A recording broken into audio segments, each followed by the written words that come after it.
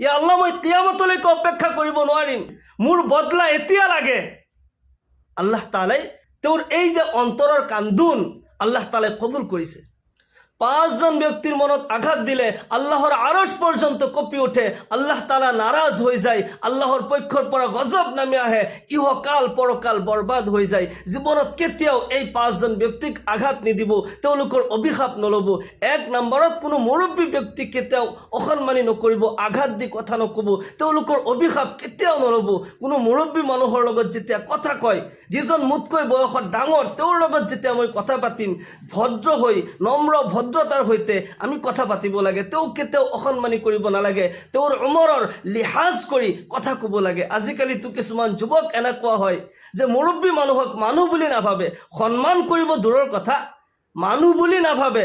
বুঢ়াই কি জানে, বুঢ়ীয়ে কি জানে, তেওঁলোকৰ উমৰৰ লিহাজ কৰি ভদ্ৰ হৈ যে কথা ক'ব লাগে সেইবোৰ বুজিয়া নাপায়। নিজৰ শক্তিৰ কাৰণে, নিজৰ তাকতৰ বলত এই গৌৰৱ কৰি থাকে, নিজেই সব জানো, মই সব কৰিব পাৰোঁ, চিনা টান কৰি বুকু টান কৰি ঘূৰি ফুৰি থাকে।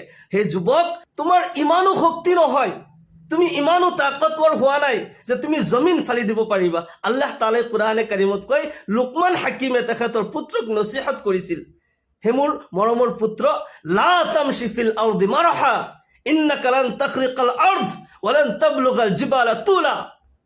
তুমি জমিনত যেতিয়া খোজ কাঢ়া, চিনা টান কৰি তুমি ফুৰি নাথাকিবা, নম্ৰ ভদ্ৰতাৰ সৈতে তুমি খোজ কাঢ়িবা, মুৰব্বী মানুহক সন্মান কৰিবা, মানুহৰ লগত ভাল ব্যৱহাৰ কৰিবা, কাকো অসন্মানী নকৰিবা, মুৰব্বীৰ লগত অসন্মানী নকৰিবা, আঘাত নিদিবা। কাৰণ তুমি ইমানো শক্তিমান হোৱা নাই যে তুমি জমিন ফালি দিব পাৰিবা, আৰু তোমাৰ উচ্চতা ইমানো ওখ নহয় যে তুমি পাহাৰ অতিক্ৰম কৰিব পাৰিবা। তুমি যেতিয়া মুৰব্বীক সন্মান কৰা, মানুহক যেতিয়া সন্মান কৰিবা, তুমিও সন্মানী হ'বা। হাদিস শরীফত আহিছে, আল্লাহর রসুল জনাবে মুহাম্মদুর রাসূলুল্লাহ সাল্লাল্লাহু আলাইহি ওয়াসাল্লাম ইরশাদ করে, মান আকরামা শাবুন শাইখান মিন আজলি সিন্নিহি ইল্লা কাইয়াজাল্লাহু ইনদা সিন্নিহি মাই ইউকরিমুহু। সুবহানাল্লাহ।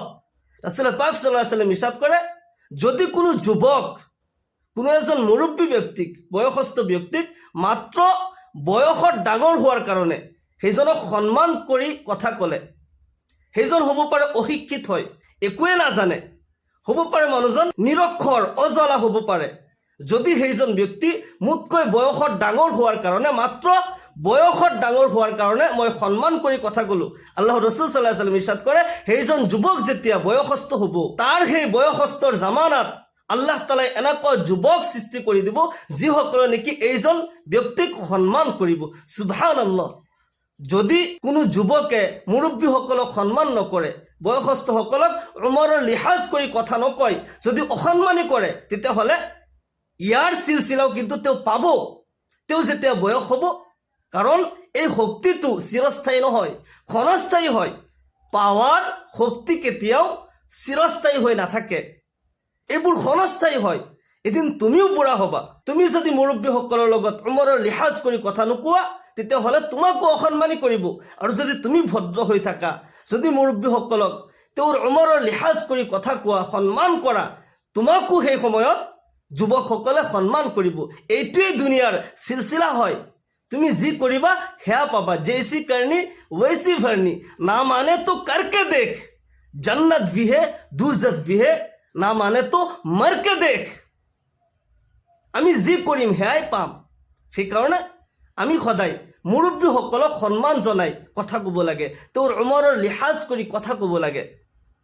1 নম্বৰত কেতিয়াও কোনো মুৰব্বী মানুহৰ অভিশাপ নল'ব, তেওঁলোকৰ মনত আঘাত দি কেতিয়াও কথা নক'ব। যদি কাৰোবাক আপুনি আঘাত দিছে, কোনো মুৰব্বী মানুহক আপুনি বেইজ্জতি কৰিছে, তুচ্ছ তাচ্ছিল্য কৰিছে, আল্লাহ তাআলাই সহ্য নকৰে, আল্লাহ তাআলাই এই গুনাহ মাফ নকৰে। এইটো হৈছে হুকুকুল ইবাদ।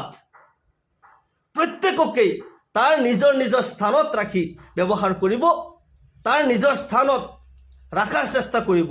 2 নম্বৰ, কোনো মাহজুৰ ব্যক্তি, যেতিয়া কোনো বিকলাংগ মানুহ ৰাস্তা ঘাটে আপুনি দেখা পায়, তেওঁলোকৰ লগত তুচ্ছ তাচ্ছিল্য নকৰিব, পাৰিলে সহায় কৰিব, ৰাস্তা আগবাঢ়ি দিব। কোনো কণা খুৰা মানুহ যেতিয়া লগ পায়, ৰাস্তা আগবাঢ়ি দিব, অসন্মানী নকৰিব, তেওঁলোকক বেইজ্জতি তুচ্ছ তাচ্ছিল্য নকৰিব।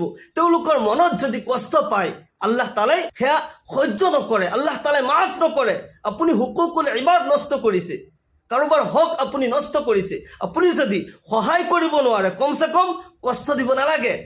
হাদিস শরীফত আহিছে আল্লাহর রাসূল জনাবে মুহাম্মদুর রাসূলুল্লাহ সাল্লাল্লাহু আলাইহি সাল্লাম ইরশাদ করে, আল মুসলিমু মান সালিমাল মুসলিমুনা মিন লিসানিহি ওয়া ইয়াদিহি।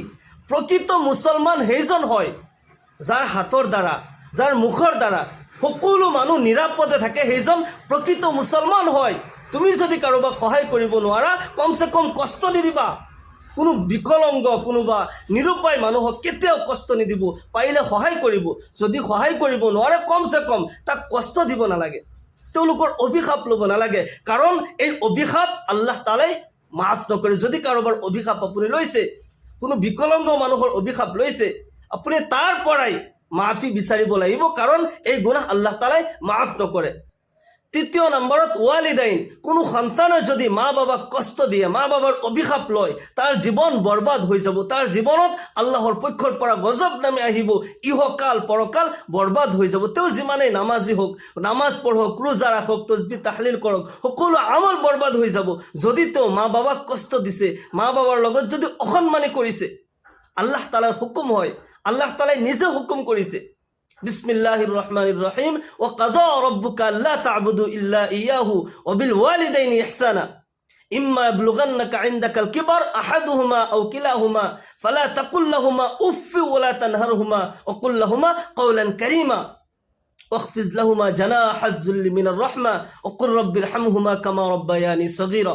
আল্লাহ তাআলা নিজে শিকাই দিয়েছে, হে বিশ্বৰ মানৱ জাতি, নিশ্চয় তোমালোকৰ প্ৰতিপালকে এয়া ফয়সালা কৰিছে যে একমাত্ৰ আল্লাহৰ বাহিৰে অন্য কাৰো ইবাদত কৰিব নোৱাৰিবা, কাৰণ ইবাদতৰ যোগ্য একমাত্ৰ আল্লাহ ৰব্বুল আলামিন হয়।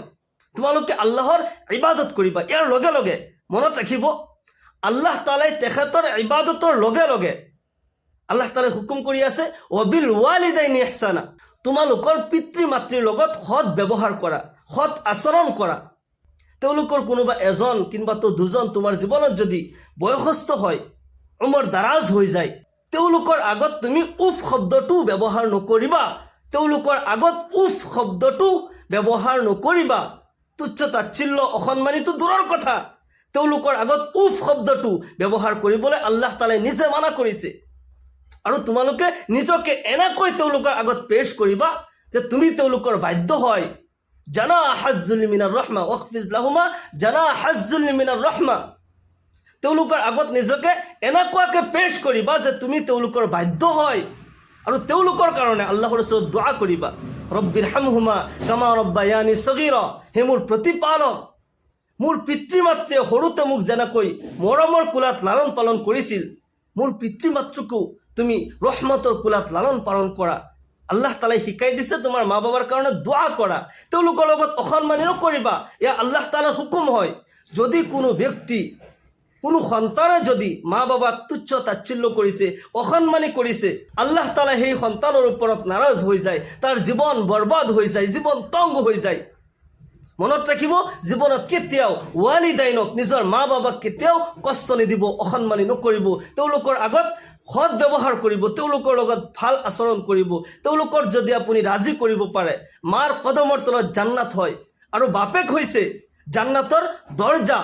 আল্লাহর রসুল জনাবে মুহাম্মদুর রাসূলুল্লাহ সাল্লাল্লাহু আলাইহি সাল্লাম ইরশাদ করে, রিজাল রব্বি ফি রিজাল ওয়ালিদাইন ওয়া সাখাতুর রব্বি ফি সাখাতিল ওয়ালিদাইন। আল্লাহর রাজি খুশি মা বাবার রাজি খুশির উপৰত, আৰু আল্লাহ তাআলা নাৰাজগী মা বাবাৰ নাৰাজগীৰ উপৰত। যদি মা বাবাক ৰাজি খুশি কৰিব পাৰে, আল্লাহ তাআলা আপোনাৰ ওপৰত ৰাজি খুশি হৈ যাব।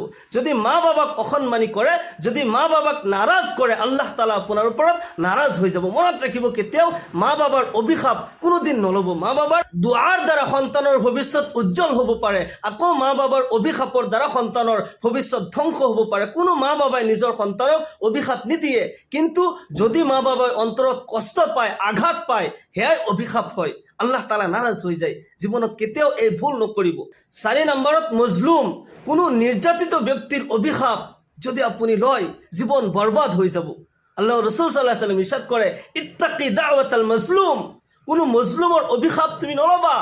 মুসলিমৰ অভিশাপৰ পৰা তুমি বাচি থাকা, বাচাৰ চেষ্টা কৰা। মুসলিমৰ দোৱা আৰু আল্লাহৰ আৰশৰ মাজত কোনো ধৰণৰ পৰ্দা নাথাকে, লগে লগে কবুল হৈ যায়।